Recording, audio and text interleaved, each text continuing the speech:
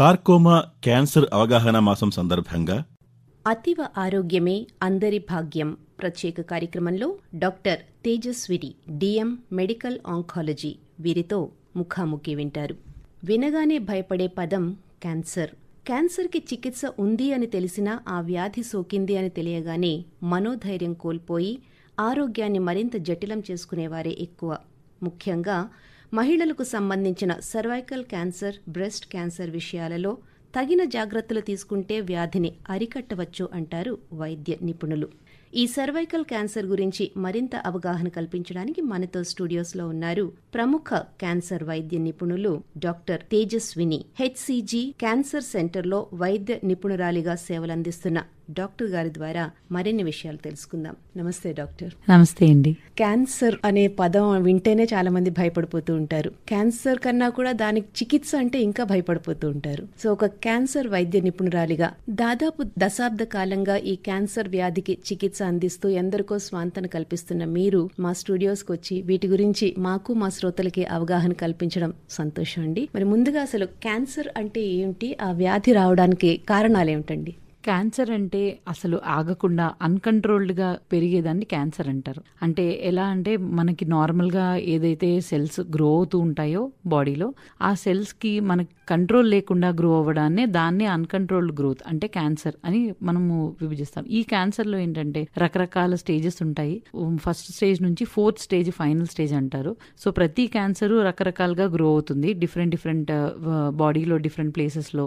And ఆ histology అని ఉంటుంది cancer A type of cancer అనేది, దాన్ని బట్టి కూడా మనం డిఫరెన్షియేట్ చేస్తాం. ముందుగా అసలు క్యాన్సర్ ఎందుకు వస్తుంది, కాజెస్ ఏంటి అంటే మోస్ట్ కామన్ వచ్చేసి జెనెటిక్ ఫ్యాక్టర్స్. సో ఎవరికైతే వంశపార్యపర్యంగా వచ్చే జబ్బుల్లానే క్యాన్సర్ కూడా వంశపార్యపర్యంగా ఒకరి నుంచి ఒకరికి వచ్చే ఛాన్సెస్ ఉంటుంది. మోస్ట్ కామన్ గా ఆడవాళ్ళకి వచ్చే క్యాన్సర్ ఎక్కువగా వంశపార్యపర్యంగానే వస్తుంది. తర్వాత ఇది కాకుండా లైఫ్ స్టైల్ ఫ్యాక్టర్స్ అంటే మనం రెగ్యులర్ గా చేసే పనులు, మెయిన్ గా ఫస్ట్ టొబాకో ఎక్కువ యూజ్ చేయడం, అది లంగ్ క్యాన్సర్కి ఎక్కువగా దారితీస్తుంది. లంగ్ ఒకటే కాదు, దాంతో చాలా అదర్ క్యాన్సర్స్ కూడా వచ్చే ఛాన్సెస్ ఉంటాయి. అండ్ రెగ్యులర్గా మనం తినే డైట్, జంక్ ఫుడ్ కానీ లేదంటే ఫిజికల్ యాక్టివిటీ తక్కువ చేయడం కానీ, దీనివల్ల మెటబాలిజం మారి దానివల్ల కూడా క్యాన్సర్స్ వచ్చే ఛాన్స్ ఉంటుంది. అండ్ ఆ తర్వాత ఆల్కహాల్ కన్సంప్షన్, ఈ ఆల్కహాల్ ఎక్కువ తాగడము, ఇవన్నీ కూడా మనకి క్యాన్సర్కి దారితీస్తాయి. ఇవి కాకుండా ఎన్విరాన్మెంట్ ఎక్స్పోజర్ ఏంటంటే రేడియేషన్కి ఎక్స్పోజ్ అవ్వడం, అంటే ఎవరైతే న్యూక్లియర్ యాక్సిడెంట్స్కి ఎక్స్పోజ్ అయిన వాళ్ళు కానీ లేకపోతే న్యూక్లియర్ ప్లేసెస్లో కానీ బ్యారియర్ లేకుండా వర్క్ చేయడం వల్ల కానీ, అండ్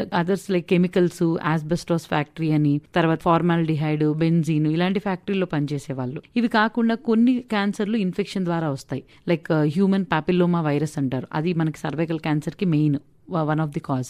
అలానే డిఫరెంట్ టైప్ ఆఫ్ హెపటైటిస్ కానీ ఇవన్నీ లివర్ క్యాన్సర్ కి దారితీస్తాయి. ఇవి కాకుండా ఏంటంటే ఉమెన్ లో మోర్ కామన్ గా వచ్చేది ఏంటంటే హార్మోనల్ ఇంబ్యాలెన్సెస్, ఇవి కూడా క్యాన్సర్ కి దారితీస్తాయి. అండ్ వీటితో పాటు ఏంటంటే కొంతమందికి ఇమ్యూనిటీ కొంచెం సరిగ్గా ఉండదు. సో అలాంటి ఇమ్యూనిటీ డౌన్ సిచ్యువేషన్స్ లో కూడా క్యాన్సర్ చాలా త్వరగా ఎఫెక్ట్ అవుతాయి. సో ఇవన్నీ డిఫరెంట్ కాజెస్ ఆఫ్ క్యాన్సర్స్. ప్రస్తుతం మనం ఫోకస్ చేస్తోంది మహిళా ఆరోగ్యం గురించి కాబట్టి మహిళల్లో వచ్చే మేజర్ క్యాన్సర్లు ఏంటండి? మహిళల్లో ముందుగా మోస్ట్ కామన్గా వచ్చేది ఏంటంటే అండి బ్రెస్ట్ క్యాన్సర్, మనం బాగా చూసేది. అది కాకుండా రెండోది ఏంటంటే సర్వైకల్ క్యాన్సర్. ఇది కాకుండా అదర్ క్యాన్సర్స్ ఏంటి అంటే లంగ్ క్యాన్సర్ కూడా మహిళల్లో కామన్. ఇది ఎందుకు అంటే most of the women smoke చెయ్యకపోవచ్చు, బట్ స్మోకింగ్ హిస్టరీ లేకపోయినా పాసివ్ స్మోకింగ్ కానీ, ఒకప్పుడు అయితే లంగ్ క్యాన్సర్ ఇంకా ఎక్కువగా ఉండేది ఉమెన్లో. ఎందుకంటే మనకి గ్యాస్ లేకుండా పొగ నుంచి వంట చేయడము ఇవన్నీ ఎక్కువ కామన్గా ఉండేవి. ఇవి కాకుండా అదర్ క్యాన్సర్స్ ఏంటి అంటే కోలోరెక్టల్ క్యాన్సర్ అంటే ఇంటెస్టైన్ యొక్క క్యాన్సరు, తర్వాత endometrial cancer, ovarian cancer, thyroid cancer, ఇవన్నీ కూడా ఉమెన్లో మోర్ కామన్. కానీ అన్నిటికంటే మనం ఎక్కువగా చూసేది ఏంటి అంటే breast cancer and cervical cancer, ovarian cancer బాగా ఎక్కువగా చూస్తాం ఉమెన్లో. ఓకే. సో ఈ సర్వైకల్ క్యాన్సర్ అనేది ఈ మధ్యలో ఎక్కువగా వినపడుతున్న పదం, చాలా మంది మహిళలు ఈ వ్యాధి బారిన పడుతున్నారు అని. ఈ సర్వైకల్ క్యాన్సర్ రావడానికి గల కారణాలు ఏంటండి? మనం ఇందాక అనుకున్నట్టుగా కామన్ క్యాన్సర్స్ కాజెస్ ఏంటి అని, అందులో సర్వైకల్ క్యాన్సర్కి నేను చెప్పినట్టుగా one of the infection human papilloma virus అనే ఇన్ఫెక్షన్. అందులో 4 రకాలు ఎక్కువ కామన్గా ఉంటాయి. అందులో 2 రకాలు HPV 16, 18 ఈ 2 ఎక్కువ common causes for cervical cancer రావడానికి. ఇది కాకుండా స్మోకింగ్ కూడా one of the risk factor for cervical cancer. And మన ఇమ్యూనిటీ డౌన్ అవ్వడం లైక్ HIV కానీ అదర్ ఇన్ఫెక్షన్స్ వల్ల ఇమ్యూనిటీ డౌన్ అవ్వడం వల్ల అది కూడా కాజ్ చేస్తుంది. And early sexual activity are other sexually transmitted infections ఏమన్నా ఉంటే అవన్నీ కూడా సర్వైకల్ క్యాన్సర్కి దారితీస్తాయి. అండ్ ఓరల్ కాంట్రసెప్టివ్ పిల్స్ ఎక్కువగా వాడిన వాళ్ళకి, ఎక్కువ కాలం వాడిన వాళ్ళకి, హార్మోనల్ ఇంబ్యాలెన్సెస్ వల్ల, ఫ్యామిలీ హిస్టరీ ఉన్న వాళ్ళకి, కొంచెం రెగ్యులర్ గా స్క్రీనింగ్ అది చేసుకోకుండా కంటిన్యూస్ గా ఉండే వాళ్ళకి కూడా సర్వైకల్ క్యాన్సర్స్ ఎక్కువగా వస్తున్నాయి. బికాస్ ఈ ఇన్ఫెక్షన్ అనేది 6, 11, 16, 18 అని హెచ్పివిలో ఉన్న టైప్స్, ఈ 4 టైప్స్ కూడా సర్వైకల్ క్యాన్సర్ కి ఎక్కువ దారితీస్తాయి. అందుకే మనం ఏదైతే ప్రొఫైలాక్సిస్ గా ఇంజెక్షన్స్ పెడుతున్నామో, లైక్ వ్యాక్సినేషన్ స్టార్ట్ చేసామో, అవన్నీ ఆ వైరస్ పెరగకుండా సర్వైకల్ క్యాన్సర్ ని ప్రివెంట్ చేయడానికి హెల్ప్ చేస్తాయి. ఒకరి వ్యాధి బారిన పడ్డారు అని తెలియచేయడానికి వచ్చే బేసిక్ లక్షణాలు ఏంటండి? మెయిన్ ఏంటంటే అండి, సర్వైకల్ క్యాన్సర్ కి తెల్లబట్ట రావడం అండ్ పొత్తి కడుపులో నొప్పి, ఇవి కామన్ గా ఉంటూ ఉంటాయి. వీటితో పాటు ఇర్రెగ్యులర్ గా బ్లీడింగ్ ఉండడం, ఇలాంటివి ఎక్కువ కామన్. అండ్ కిందన లైక్ ఎక్కువగా ఒకవేళ వ్యాధి కానీ అవసరమైన దానికంటే పెరిగితే యూరిన్తో ప్రాబ్లం రావడము, యూరిన్ సరిగ్గా రాకపోవడం కానీ, మోషన్ సరిగ్గా అవ్వకపోవడం కానీ, ఇవన్నీ కూడా ఎక్స్ట్రా అదర్ సిమ్టమ్స్, అంటే వ్యాధి పెరిగింది అనడానికి లక్షణాలు. ఓకే. సో ఇప్పుడు జనరల్గా బెనిన్ ట్యూమర్ అంటారు కదా మేడం, దానికి ఈ క్యాన్సర్కి తేడా ఏంటండి? బినైన్ ట్యూమర్ అంటే అది కంప్లీట్గా మనం క్యాన్సర్లో తీసుకోమండి. ఇప్పుడు మ్యాలిగ్నెన్సీ అంటే మన క్యాన్సర్, బినైన్ అంటే ఏంటి అంటే అది ఇంకా మనకి ఆ స్టేజ్కి రీచ్ అవ్వలేదు. సో ఇదేంటంటే నార్మల్గా ఒక గ్రోత్ మాత్రమే, it's not an abnormal growth. బినైన్లో ఏంటంటే సెల్స్లో అబ్నార్మాలిటీ ఉండదు, మ్యాలిగ్నెన్సీలో సెల్స్లో అబ్నార్మాలిటీ ఉంటుంది. నార్మల్ సెల్సే కొంచెం అధిక గ్రో అయితే అది బినైన్ అంటారు, అండ్ అబ్నార్మల్ సెల్స్ అన్కంట్రోల్డ్గా గ్రో అయితే అది మ్యాలిగ్నెన్సీ అవుతుంది. ఓకే. అంటే ఇప్పుడు మ్యాలిగ్నెన్సీకి బెనిన్ ట్యూమర్ అనేది ఫస్ట్ స్టేజ్ అని అనుకోవచ్చు అంటారా? కొన్ని క్యాన్సర్లో ఫస్ట్ స్టేజ్ లాగా ఉంటుంది బినైన్, కానీ ఏంటంటే ఏదైనా క్యాన్సర్ స్టార్ట్ అయ్యే ముందు కొన్ని సార్లు అక్కడి నుంచి డైరెక్ట్గా క్యాన్సర్ అవ్వకుండా, అబ్నార్మల్ సెల్స్ డైరెక్ట్ గ్రో అవ్వకుండా ముందు నార్మల్ సెల్స్ అతిగా గ్రో అయ్యి తర్వాత దానిలో అబ్నార్మాలిటీ ఆర్ ఏటిపికల్ సెల్స్ లాగా ఫార్మ్ అయ్యి తర్వాత క్యాన్సర్ అయ్యే స్టేజెస్కి వెళ్తారు. అది కొన్ని క్యాన్సర్స్లో అలా ఉంటుంది, అన్ని క్యాన్సర్లో అదే బినైన్ అంటే ఫస్ట్ స్టేజ్ అన్నట్టు అనలేము. ఒక స్టార్టింగ్ స్టేజెస్ కొన్ని క్యాన్సర్స్కి ఏంటంటే డైరెక్ట్గా ఏటిపికల్ సెల్స్తో స్టార్ట్ అవుతాయి. ఓకే. ఇప్పుడు మనం సర్వైకల్ క్యాన్సర్ గురించి మాట్లాడుకుంటున్నాం. ఇది గర్భాశయ ముఖద్వార క్యాన్సర్ అని తెలుగులో అంటారు. దీనికి బెనైన్ ట్యూమర్ అనేది ఉండదంటారా? దీనిలో బినైన్ ట్యూమర్ అనేది కూడా ఉండొచ్చు. అది ఎలా వస్తుందంటే హ్యూమన్ పాపిలోమా వాట్స్ టైప్ లో వచ్చే ఛాన్సెస్ ఎక్కువ. ఇవి జనరల్ గా మనం ఏదైతే 4 రకాలు అనుకున్నామో హ్యూమన్ పాపిలోమా వైరస్ లో, అందులో 6 and 11 ఎక్కువగా వాట్స్ కాజ్ చేస్తాయి, అండ్ 16 and 18 ఎక్కువగా క్యాన్సర్ కాజ్ చేస్తాయి, లైక్ మ్యాలిగ్నెన్సీ క్యాన్సర్. అందుకని ఆ వ్యాక్సిన్ ఆ 4ని మెయిన్ గా టార్గెట్ చేసేలాగా చూస్తాం. ఓకే. ఇప్పుడు ఈ సర్వైకల్ క్యాన్సర్ అనేది దీంట్లో ఎన్ని స్టేజెస్ ఉంటాయండి? ఏదైనా సరే క్యాన్సర్ మెయిన్ గా 4 స్టేజ్లు ఉంటుందండి. జనరలైజ్డ్ గా చెప్పాలి అంటే ప్రతి క్యాన్సర్ కి వేరియేషన్స్ ఉంటాయి, బట్ జనరలైజ్డ్ గా చెప్పాలంటే స్టేజ్ 1 అంటే అక్కడ మాత్రమే ఉన్న క్యాన్సర్, స్టేజ్ 2 కొంచెం చుట్టుపక్కల ఉన్న అదర్ భాగాలకు కానీ లేకపోతే అదే దాని సైజ్ పెరిగినా సరే అది స్టేజ్ 2 కింద తీసుకుంటాము. స్టేజ్ 3 అంటే అక్కడ నుంచి బయటకు వెళ్ళి వేరే చుట్టుపక్కల ఉన్న లింఫ్ నోడ్స్ కానీ వేరే ఎక్కడికన్నా వెళ్ళింది అనడానికి. స్టేజ్ 4 అంటే ఏంటి అంటే అది వేరే కంప్లీట్ గా అదర్ ఆర్గన్ కి వెళ్ళిపోయిన తర్వాత అది స్టేజ్ 4 కింద వచ్చేస్తుంది. దీనిలో వేరియేషన్స్ ఉంటాయి, ప్రతి క్యాన్సర్ కి కూడా స్టేజింగ్ వేరవుతుంది. బట్ సర్వైకల్ క్యాన్సర్ కి వచ్చేసరికి ఎప్పుడైతే అది మన గర్భం ముఖద్వారం దగ్గర నుంచి వేరే చోటుకి వెళ్తుందో కంప్లీట్ గా, అప్పుడు అది స్టేజ్ 4 కింద తీసుకుంటాం. ఈ వ్యాధికి చికిత్సా విధానాలు ఏంటండి? సర్వైకల్ క్యాన్సర్ కి మెయిన్ గా మనకి చికిత్సా విధానాల్లో ప్రైమరీ ప్రివెన్షన్ అనేది చాలా ఇంపార్టెంట్. ఏ రకమైన జబ్బుకైనా అసలు జబ్బు అనేది రాకుండా ఉండేలాగా చూడడం అన్నిటికంటే ముందు మనం ఫాలో అవ్వాల్సిన ట్రీట్మెంట్. సో దీనికి రాకుండా ఉండడానికి వ్యాక్సినేషన్స్, అది మనం మళ్ళీ మాట్లాడుకుందాం. నెక్స్ట్ ఏంటంటే మెయిన్ ట్రీట్మెంట్ వచ్చేసి 3 రకాలు ఉంటాయి మెయిన్గా: radiation, chemotherapy and surgery. So early స్టేజ్లో సర్జరీ పాసిబుల్ అవుతుంది సర్వైకల్ క్యాన్సర్కి, బట్ మెయిన్గా మోస్ట్ ఆఫ్ ది పేషెంట్స్ మా దగ్గరకు వచ్చేసరికి వాళ్ళు కొంచెం స్టేజ్ పెరిగిన తర్వాత వస్తారు. అంటే ఏదైతే మనకి యూట్రస్ అనేది ఉంటుందో ఆ యూట్రస్లో అవసరమైనంతకంటే ఎక్కువగా పెరిగిన అప్పుడు రేడియేషన్, కీమోథెరపీ 2 జతలో ఇస్తాం. అంటే రేడియేషన్ ప్రైమరీ ట్రీట్మెంట్, దానికి కీమోథెరపీ ఎవ్రీ వారానికి ఒకసారి కీమోథెరపీ సైకిల్స్ ఇచ్చి దాన్ని రేడియేషన్ ఇంకా బెటర్గా పనిచేసేలాగా మనం ఆ కీమోథెరపీ యాడ్ చేస్తాం. సో ఇది ప్రైమరీ ట్రీట్మెంట్ అండి ఎనీ కైండ్ ఆఫ్ సర్వైకల్ క్యాన్సర్కి. ఒకవేళ అర్లీ స్టేజ్లో ఉంటే గనక అది సర్జరీ ద్వారా మొత్తము యూట్రస్, సర్విక్స్ మొత్తం తీసేసి కంప్లీట్గా ఎరాడికేట్ చేయొచ్చు. బట్ ఎర్లీ స్టేజ్లో సర్వైకల్ క్యాన్సర్ ప్రెజెంటేషన్ అనేది కొంచెం రేర్. ఈ మధ్య ఏంటంటే మనం వ్యాక్సినేషన్స్, ప్యాప్స్మియర్ ద్వారా స్క్రీనింగ్స్ ఎక్కువ అవ్వడం వల్ల మనం ఎర్లీ స్టేజ్లో చూస్తున్నాం సర్వైకల్ క్యాన్సర్ని. సో ఇది కంటిన్యూ అయ్యి ఇంకా ఫర్దర్గా కూడా మనం వ్యాక్సినేషన్స్ని ఎంకరేజ్ చేయాలి అని అనుకుంటున్నాము. అండ్ 4th స్టేజ్కి వచ్చేసరికి కంప్లీట్గా ఓన్లీ కీమోథెరపీయే మనం ట్రీట్మెంట్ కింద ఇస్తాం 4th స్టేజ్లో మెయిన్గా. ఇది కాకుండా పేషెంట్కి సపోర్ట్ ఇవ్వడానికి, అంటే ఎప్పుడైతే అది ఆ పర్టికులర్ ప్లేస్ నుంచి వేరే ప్లేస్కి పాకిందో క్యాన్సర్, ఆ వేరే చోట కూడా పేషెంట్స్కి వచ్చే సిమ్టమ్స్ని తగ్గిస్తూ మనం పేషెంట్ ఇంకా కొంచెం లైఫ్ స్పాన్ ఇంక్రీజ్ అయ్యేలాగా చేస్తాం స్టేజ్ 4లో. అది దీనికి పర్టికులర్ ట్రీట్మెంట్. ఓకే, ఇప్పుడు స్టేజ్ 1, 2, 3, 4 అన్నారు కదండి. స్టేజ్ 1లోనే సర్వైకల్ క్యాన్సర్ని గుర్తించవచ్చా? గుర్తించవచ్చండి. అది యాక్చువల్గా దానికి ఏం చేస్తామంటే సర్వైకల్ క్యాన్సర్కి స్టేజ్ 1 నుంచి కంటే ముందు మనకి స్క్వామస్ ఇంట్రాఎపిథీలియల్ లీజన్స్ అని ఉంటాయన్నమాట. Low grade squamous intraepithelial lesion, high grade squamous epithelial lesion అని ఉంటాయి. సో సర్వైకల్ క్యాన్సర్కి ఏంటంటే ఫస్ట్ మనము ప్యాప్స్మియర్ టెస్టింగ్ చేయించుకుంటారు. రెగ్యులర్గా ప్యాప్స్మియర్ టెస్టింగ్ చేయించుకున్నప్పుడు మనకి ప్యాప్స్మియర్లో అది ఏ టైప్ ఆఫ్ లీజన్ అని తెలిసిపోద్ది. అది ఓన్లీ లో గ్రేడ్ అండ్ హై గ్రేడ్ ఉందా, లేదంటే అది క్యాన్సర్ కింద టర్న్ అయిందా టైప్ ఆఫ్ సెల్ అని. ఒకవేళ ఆ పర్టికులర్ స్టేజ్లో ఉంటే మనం ఆబ్జర్వ్ చేసి కంటిన్యూస్గా ఫాలో అవుతూ ఉంటాం పేషెంట్తో. ఎప్పుడైతే అది ఎర్లీ స్టేజ్కి రీచ్ అవుతుందో అప్పుడు they can go for surgery డైరెక్ట్గా. Low grade or high grade కూడా, high grade squamous intraepithelial lesion or early stage కూడా మనం సర్జరీయే ప్రివెన్షన్ కింద తీసుకొని కంప్లీట్గా పేషెంట్కి ఇంకా మళ్ళీ సర్వైకల్ క్యాన్సర్ రాకుండా చేసుకోవచ్చు. ఇప్పుడు మీరు రేడియేషన్ అన్నారు, కీమోథెరపీ అన్నారు. ఈ చికిత్సా విధానాల వల్ల వచ్చే సైడ్ ఎఫెక్ట్స్ ఏంటండి? మనకి మెయిన్గా కీమోథెరపీ అండ్ రేడియేషన్ వల్ల ఎక్కువగా సైడ్ ఎఫెక్ట్స్ ఉంటుంటాయి. సర్జరీ అంటే అది 1 టైం ప్రొసీజర్, జస్ట్ రిమూవల్ ఉంటుంది అంతే కంప్లీట్గా ఆ డిసీజ్ని. అండ్ ఒకసారి పెరిగిన తర్వాత రేడియేషన్, కీమోథెరపీ. ఈ కీమోథెరపీ అనేది మనం ఎందుకు ఇస్తామంటే రేడియేషన్ ఎఫెక్ట్ ఇంకా బాగా పనిచేయాలి అనే ఉద్దేశంతో మనం కీమోథెరపీ ఎవ్రీ వారానికి ఒకసారి జతగా ఇస్తాం. సో ఈ రేడియేషన్ అనేది సర్వైకల్ క్యాన్సర్ కి అరౌండ్ 4 to 5 weeks వరకు ఇస్తాము.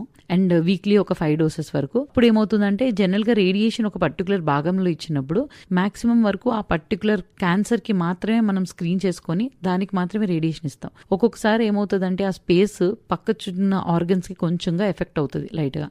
ఆ ప్లేస్ లో మనం ఇచ్చేటప్పుడు అక్కడ ఎక్కడైతే మనకి ఆ ఫీల్డ్ లో బోన్స్ గానీ లేకపోతే మనకి రెక్టమ్ గానీ, అంటే మోషన్ వెళ్లే జాగా గానీ, యూరిన్ కి వెళ్లే జాగా గానీ వస్తాయో, సో ఆ అబ్నార్మాలిటీస్ కనబడుతూ ఉంటాయి. అంటే రేడియేషన్ ఆ ఏరియాలో ఎక్కువ ఇచ్చినప్పుడు ఆల్రెడీ రేడియేషన్ ఆంకాలజిస్ట్ ఏం చేస్తారంటే దాన్ని స్క్రీన్ చేసినప్పుడే ఆ ఫీల్డ్ కి పర్టికులర్ డోసెస్ ఇస్తారు. అంటే ఆ పర్టికులర్ గా అక్కడ రేడియేషన్ వల్ల ఎక్కువ టాక్సిటీ రాకుండా చూస్తారు. బట్ ఈవెన్ దెన్ కొంచెం వరకు సైడ్ ఎఫెక్ట్స్ ఉండే ఛాన్సెస్ ఉంటాయి. దానివల్ల ఏంటంటే రేడియేషన్ ప్రాక్టైటిస్ అంటారు. అంటే లోపల మనకి మోషన్ విషయంలో కొంచెం ఇబ్బంది రావడం కానీ, లేకపోతే యూరిన్ విషయంలో ప్రాబ్లం కానీ, యూరిన్ ఇన్ఫెక్షన్ రావడం కానీ, ఆర్ఎల్స్ ఒక్కొక్కసారి ఏంటంటే బోన్ ఒకవేళ ఎక్కువగా ఎక్స్పోజ్ అయితే గనక మనకి రక్త కణాలు బోన్ లో ఉత్పత్తి అయ్యేవి తగ్గడం కానీ ఇలాంటి సైడ్ ఎఫెక్ట్స్ ఉండొచ్చు. కానీ ఇది చాలా rare conditions. Urine and motion abnormalities కొద్ది రోజుల వరకు అయితే ఉంటాయి డెఫినెట్ గా.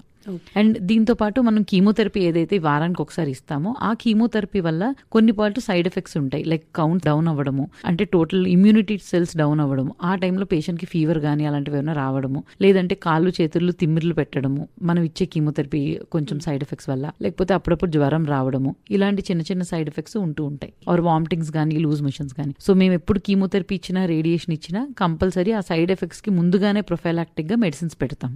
ఓకే, ట్రీట్మెంట్ తీసుకునే వాళ్ళు చాలా వరకు క్యాన్సర్ ట్రీట్మెంట్ తర్వాత ట్రామాలోకి వెళ్ళిపోతూ ఉంటారు. సో దానికి కూడా మెడికల్ సజెషన్స్ ఉంటాయండి? యా, అంటే మా వరకు వచ్చేసరికి కొంతమంది వరకు మన క్యాన్సర్ డాక్టర్స్ ఏం చేస్తామంటే ప్రతి పేషెంట్ కి కూడా మేము కౌన్సిలింగ్ చేస్తాం. అంటే పేషెంట్ కి మొత్తం అంతా ఎక్స్ప్లెయిన్ చేసి ఆ జబ్బు ఎక్కడి నుంచి వచ్చింది, ఎందుకు వచ్చింది, అండ్ ఎలా తగ్గుతుంది, ఎన్ని రోజుల్లో తగ్గుతుంది, ఇవన్నీ కూడా వాళ్ళకి ముందుగానే ఎక్స్ప్లెయిన్ చేసి వాళ్ళు ఏం చెయ్యాలి, ఇప్పుడు మా సైడ్ నుంచి డాక్టర్స్ గా ఆ జబ్బు తగ్గడానికి ఏం చేయాలి అనేది మేము చేస్తున్నాము. అలానే వాళ్ళు ఏం చేస్తే వాళ్ళు ఇంకా జబ్బు తగ్గుతుంది అనేది వాళ్ళకి ఎక్స్ప్లెయిన్ చేస్తాం. అంటే వాళ్ళ డైట్ గానీ, ఫుడ్ హ్యాబిట్స్ గానీ, లేకపోతే వాళ్ళు తినలేకపోయినా అట్లీస్ట్ వాళ్ళ ప్రోటీన్ సప్లిమెంటేషన్ గానీ, బాడీ వెయిట్ తగ్గకుండా ఎలాగా వరకు వాళ్ళు కీమో గానీ, రేడియేషన్ గానీ తట్టుకోగలరు, అండ్ వాటి వల్ల వచ్చిన సైడ్ ఎఫెక్ట్స్ ని ఎలా మేనేజ్ చేసుకోవాలి, ఇవన్నీ మేము కౌన్సిల్ చేస్తాం. వీటితో పాటు వాళ్ళకి మనోధైర్యం కల్పించడం అనేది కూడా చాలా ముఖ్యము. పేషెంట్ ని మోటివేట్ చేసి ట్రీట్మెంట్ తీసుకునేలాగా చేయడం కూడా మా డాక్టర్స్ గా మా రెస్పాన్సిబిలిటీ. అలా అయితేనే ట్రీట్మెంట్ తో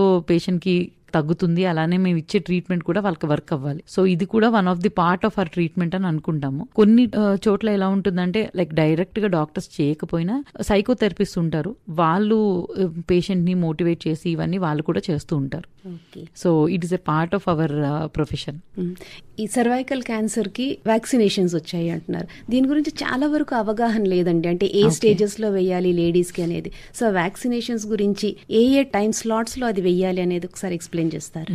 సర్వైకల్ క్యాన్సర్ వ్యాక్సినేషన్స్ ఇప్పటిదాకా మనకైతే FDA అప్రూవ్డ్లో ఒక 3-4 వరకు ఉన్నాయండి. మెయిన్గా వచ్చేసి ఏంటి అంటే సర్వరిక్స్ వ్యాక్సిన్, గార్డసీల్ వ్యాక్సిన్ అని ఉంటాయి జనరల్గా. అండ్ గార్డసీల్ అనేది ఏంటి అంటే 4 టైప్స్ ఆఫ్ HPVని కవర్ చేస్తుంది. లైక్ 6, 11, 16, 18 మనం అనుకున్నట్టుగా. ఏదైతే వాట్స్ అని చెప్పాను బినైన్ కండిషన్స్ వాటికి, అండ్ అలానే ఏదైతే క్యాన్సర్ ఉంటుందో 16, 18 కాజ్ చేసేది వాటికి. ఇవి ప్రివెన్షన్ కోసం గార్డసీల్ ఇస్తారు. జనరల్ గా ఇది ఏంటి అంటే ఏజ్ 9 నుంచి 12 ఏజ్ పిల్లల్లో ఈ మధ్యన ఇస్తున్నారు కంపల్సరీగా. బోత్ మేల్స్ అండ్ ఫీమేల్స్ కి ఇవ్వడం చాలా ముఖ్యం. ఎందుకంటే HPV అనేది సెక్షువల్లీ ట్రాన్స్మిటెడ్ డిసీజ్ కాబట్టి. అందుకనే ఏంటంటే ఈ వ్యాక్సిన్స్ 9 to 12 ఇయర్స్ ఏజ్ పిల్లల్లో ఇవ్వడం వల్ల ఆ తర్వాత ఒక booster dose around 25 to 26 years లో మళ్ళీ ఇచ్చేలాగా అలా పెట్టుకుంటే most of the cervical cancers prevention చేయొచ్చు. సో ఇప్పుడు గార్డసీల్ అనేది ఆ టైం డ్యూరేషన్ లో ఇవ్వాలి. తర్వాత ఈ గార్డసీల్ 9 అనేది కూడా వచ్చింది. అదేంటంటే 9 టైప్స్ ఆఫ్ HPVని కవర్ చేస్తుంది మెయిన్ గా. ఇది మోస్ట్లీ మనం ఇవ్వము. మెయిన్ గా మనం ఇచ్చేది ఏంటంటే గార్డసీల్ 4.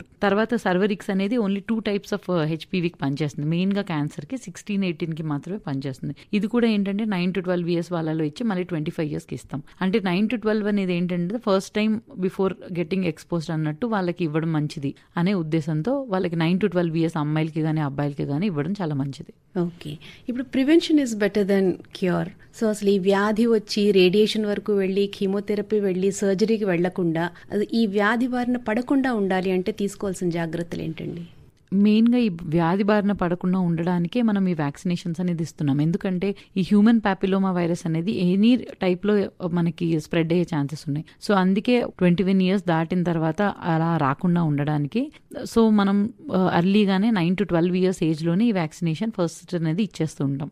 తర్వాత వాళ్ళు 25 ఇయర్స్ బిలో మళ్ళీ తీసుకోవచ్చు ఒకసారి. So vaccination is the present important thing for not getting this cervical cancer. And ఎప్పటికప్పుడు ఫాలో అప్ ఉండి డాక్టర్తో మనకి ఏ చిన్న సిమ్టమ్ ఉన్నా సరే ఇమీడియట్ గా చూపించుకొని ఇమీడియట్ గా ప్యాప్స్మియర్ టెస్టింగ్ అవి చేయించుకోవడం చాలా ఇంపార్టెంట్.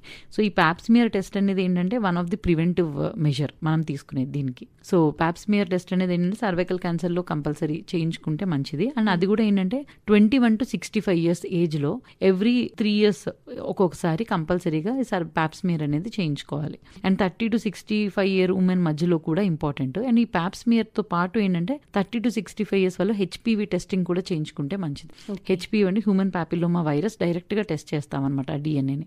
సో అది టెస్ట్ చేయించుకోవడం చాలా ఇంపార్టెంట్. మరి బ్రెస్ట్ క్యాన్సర్ కూడా మరొక ఇంపార్టెంట్ ఇది కదండి మహిళల్లో వచ్చేది. దాని గురించి మెయిన్ గా ఏంటంటే బ్రెస్ట్ క్యాన్సర్ కి తీసుకోవాల్సిన జాగ్రత్తలు ఏంటంటే ప్రివెన్షన్ కి first clinical breast examination, self breast examination అనేది చాలా ఇంపార్టెంట్ అండి. లైక్ ఎప్పుడైతే ఒకసారి మెన్స్ట్రుయేషన్ అయిపోతుందో అప్పటి నుంచి కూడా ప్రతి ఒక్కరు like every monthly breast examination, self breast examination important. దాని తర్వాత క్లినికల్ బ్రెస్ట్ ఎగ్జామినేషన్ ఎప్పుడైనా మనకు డౌట్ ఉన్నా సరే 20 ఇయర్స్ దాటిన తర్వాత డాక్టర్ తో చూపించుకొని క్లినికల్ గా ఎగ్జామిన్ చేయించుకోవడం.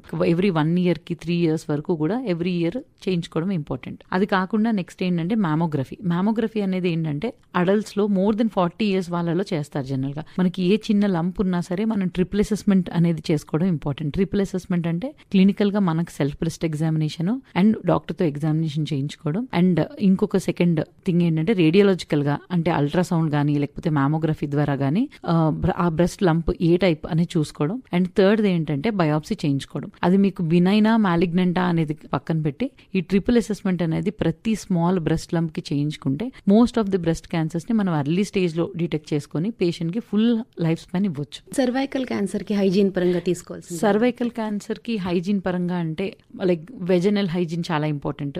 క్లీనింగ్ గానీ హైజీన్ గానీ ఎప్పటికప్పుడు నీట్ గా పెట్టుకోవడం కూడా ఇంపార్టెంటే. సో దట్ ఈ వైరస్ మనకి ఎక్కువగా స్ప్రెడ్ అవ్వకుండా. మోస్ట్ ఆఫ్ ద టైమ్స్ ఆడవాళ్ళు ఏంటంటే వాళ్ళ ఆరోగ్యాన్ని నెగ్లెక్ట్ చేస్తూ ఉంటారు. ఇంట్లో అందరి ఆరోగ్యం కోసం వాళ్ళు ఆరాట పడతారు, వాళ్ళ గురించి అన్ని చూస్తారు, కానీ వీళ్ళు వచ్చేటప్పటికి చెప్పరు. చెప్పినా చికిత్స కోసం వెళ్ళాలి అంటే అలా ముందుకు పోస్ట్ పోన్ చేస్తూ ఉంటారు. అటువంటి మహిళల కోసం మీరిచ్చే సూచనలు, సలహాలు ఏంటండి? మహిళలు ఎవరైనా సరే వాళ్ళ ఆరోగ్యం చూసుకోకుండా అందరిది చూసుకుంటారు. అది ప్రతి ఇంట్లో మనం చూసేదే. కానీ ఇప్పటికి నేను సజెస్ట్ చేసేది ఏంటి అంటే, మహిళలు అండ్ మెయిన్ గా ఏంటంటే వాళ్ళ హస్బెండ్స్ కూడా సజెస్ట్ చేసేది, వాళ్ళు ఎంకరేజ్ చేసి మహిళలు హాస్పిటల్కి వచ్చి అన్ని టెస్టులు చేయించుకొని ఎప్పటికప్పుడు మనం ఏదైతే సజెషన్స్ ఇస్తున్నామో, లైక్ మెయిన్ బ్రెస్ట్ గానీ, సర్వైకల్ గానీ, లేకపోతే లంగ్ గానీ, అదర్ క్యాన్సర్స్ ఏమీ రాకుండా వాళ్ళకి ఏ చిన్న సిమ్టమ్ వచ్చినా సరే ఇమీడియట్ గా డాక్టర్ దగ్గర నెగ్లెక్ట్ చేయకుండా ఫాలో అప్ చేయమని చెప్తున్నాం. అండ్ అది ఒకటే కాకుండా ఏంటంటే మీ హెల్త్ కూడా ఇంపార్టెంట్. ఫీమేల్ హెల్త్, మీ హెల్త్ బాగుంటేనే మీ ఫ్యామిలీ మొత్తాన్ని మీరు బాగా హ్యాపీగా చూసుకోగలుగుతారు. మీ ఫ్యామిలీ హెల్త్ మొత్తాన్ని మీరు కాపాడుకోగలుగుతారు. మీరు ఎప్పుడైనా చూసే ఉంటారు, మీకు ఒక్కరోజు ఒంట్లో బాగోపోతే మీ ఇల్లంతా డల్ గా అయిపోతుంది. సో అందుకే ఫీమేల్ హెల్త్ అనేది చాలా ఇంపార్టెంట్. ముఖ్యంగా ఇంట్లో ఉండే ఆడవాళ్ళు ఎప్పుడైనా సరే ఎవ్రీ 3 నెలలకు ఒకసారి లేకపోతే 6 నెలలకు ఒకసారి బ్రెస్ట్ గానీ, సర్వైకల్ గానీ, వీటికి ఏదైతే మేము సూచిస్తున్నామో 20 years ఏజ్ దాటిన తర్వాత ఆ స్క్రీనింగ్స్ స్ట్రిక్ట్ గా ఫాలో అయితే మీ లైఫ్ బాగుంటుంది అండ్ మీ ఫ్యామిలీ మొత్తానికి లైఫ్ ఇస్తారు మీరు. ఓకే, సో మంచి సలహా సూచన ఇచ్చారు. అలాగే ఇటువంటి ప్రజల్లోకి ఇంకా తీసుకువెళ్ళడానికి మీరేమైనా అవగాహన సదస్సులు నిర్వహించడం గానీ, కాలేజెస్ కి వెళ్ళి లైక్ అడాలసెంట్ స్టేజ్ లో ఎలాంటి కేర్ తీసుకోవాలి అవేనా చేస్తూ ఉంటారండి? నేను అప్పుడప్పుడు ప్రోగ్రామ్స్ అండ్ చేస్తూ ఉంటాను, టాక్స్ చేస్తూ ఉంటానండి. అండ్ మెయిన్ ఏంటంటే నేను ఒక ఛానల్ లాగా స్టార్ట్ చేశాను. ఆ ఛానల్లో ఏంటంటే ముఖ్యంగా నేను అన్ని రకాల క్యాన్సర్స్ గురించి, వాటిలో ట్రీట్మెంట్స్ గురించి ఇవన్నీ పెడదామనేసి ఆ ఛానల్ స్టార్ట్ చేశాను. మెయిన్ గా వాటి గురించి మాట్లాడదామని. అది ఎందుకు చేశాను అంటే, మనకి రెగ్యులర్ గా నా దగ్గరకు వచ్చే పేషెంట్స్ కి చాలా రకాల డౌట్స్ ఉంటున్నాయి. అంటే క్యాన్సర్ కంటేజియస్సా, క్యాన్సర్ పేషెంట్ దగ్గరికి చిన్నపిల్లలు రావచ్చా, అండ్ క్యాన్సర్ ఏమైనా ఒకరి నుంచి ఒకరికి స్ప్రెడ్ అవుతుందా అనేవి, ఇలా రకరకాల డౌట్స్ ఉంటున్నాయి పేషెంట్స్ కి. అండ్ దానివల్ల వాళ్ళు సగం మంది భయంతో ట్రీట్మెంట్ కూడా సరిగ్గా తీసుకోలేకపోతున్నారు, లాస్ట్ స్టేజెస్ లో వస్తున్నారు. దానివల్ల మేము ఫుల్ లైఫ్ స్పాన్ ఇవ్వలేకపోతున్నాం వాళ్ళకి. లాస్ట్ స్టేజ్ లో పేషెంట్ వచ్చి మాకు చిన్నపిల్లలు ఉన్నారు అన్నప్పుడు చాలా బాధేస్తుంది. అందుకని అట్లీస్ట్ అర్లీ స్టేజ్ లో వస్తే మనం కంప్లీట్ గా వాళ్ళని ట్రీట్ చేయగలం అనే ఉద్దేశంతో ఛానల్ స్టార్ట్ చేశాము. దానిలో యాక్చువల్ గా వీడియోస్ గానీ ఇవి చేస్తున్నాం. వీలైనంత మందికి మేము అప్రోచ్ అయ్యి వాళ్ళకి మేము ఏమైనా సజెషన్స్ చేసి వాళ్ళకి ధైర్యం కలిగించగలము. క్యాన్సర్ అంటే భయపడాల్సిన అవసరం లేదు, అర్లీ స్టేజ్ లో డిటెక్ట్ చేస్తే మనం లైఫ్ స్పాన్ పూర్తిగా ఇవ్వగలం పేషెంట్స్ కి అనే ధైర్యం కల్పించడం కోసం చేస్తున్నాం. Cancer contagious madam? నో, అన్ని క్యాన్సర్స్ కంటేజియస్ కాదండి. కొన్ని క్యాన్సర్స్ లైక్ మనం ఏదైతే cervical cancer sexually transmitted disease నుంచి స్ప్రెడ్ అవుతుందో అలాంటివి కొంచెం కంటేజియస్ ఉంటాయి. అండ్ హెపటైటిస్ బి వైరస్ వస్తే ఆ వైరస్ కంటేజియస్ గానీ, క్యాన్సర్ అనేది అన్ని క్యాన్సర్స్ అనేవి కంటేజియస్ కాదు. ఓకే, సో అది హెరిడిటరీ. కొన్ని క్యాన్సర్స్ హెరిడిటరీ.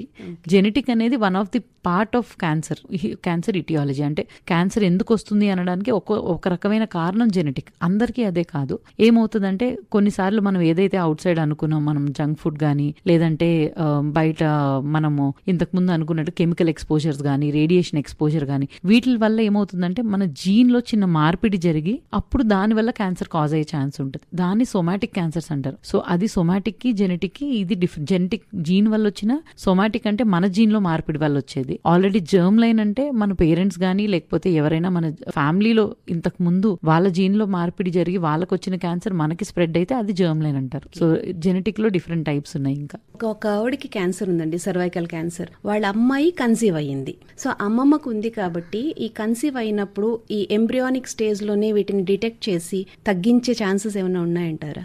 అది ఇంకా రీసెర్చ్ అవుతుందండి.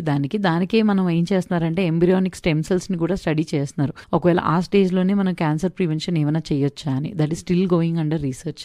మీరు చేసిన అవగాహన కార్యక్రమాల వల్ల కావచ్చు, మీరు స్టార్ట్ చేసిన ఛానల్ వల్ల కావచ్చు, ఇప్పుడు మీరు చెప్పిన సూచనలు సలహాల వల్ల కావచ్చు, విన్న శ్రోతల్లో, మీ ఛానల్ ఫాలో అయిన వాళ్ళలో, వీళ్ళందరిలో కాస్తైనా మార్పు వచ్చి ముందుగానే ఫస్ట్ అండ్ సెకండ్ స్టేజెస్లోనే క్యాన్సర్ హాస్పిటల్స్కి రావడం, క్యాన్సర్ వైద్య నిపుణులను సంప్రదించడం, వారి వ్యాధిని అరికట్టుకోగలిగితే చాలా చాలా సంతోషం అండి. అమూల్యమైన సమయాన్ని ఆకాశవాణి శ్రోతల కోసం వెచ్చించి చక్కటి ఇన్ఫర్మేషన్ ఇచ్చినందుకు on behalf of Akashvani thank you so much madam. Thank you so much అండి. నేను చాలా హ్యాపీ ఫీల్ అవుతున్నాను అందరితో షేర్ చేసుకోవడం. బికాస్ వీలైనంత మందికి మనము అర్లీ స్టేజ్ లో డిటెక్ట్ చేయాలన్నది one of my intention. Thank you so much అండి. ఇంతవరకు అతివ ఆరోగ్యమే అందరి భాగ్యం ప్రత్యేక కార్యక్రమంలో డాక్టర్ తేజస్విని గారితో ముఖాముఖి విన్నారు. సమర్పణ ఆకాశవాణి ప్రాంతీయ వార్తా విభాగం, విశాఖపట్నం కేంద్రం. వెలువడింది ఆకాశవాణి విజయవాడ కేంద్రం నుండి.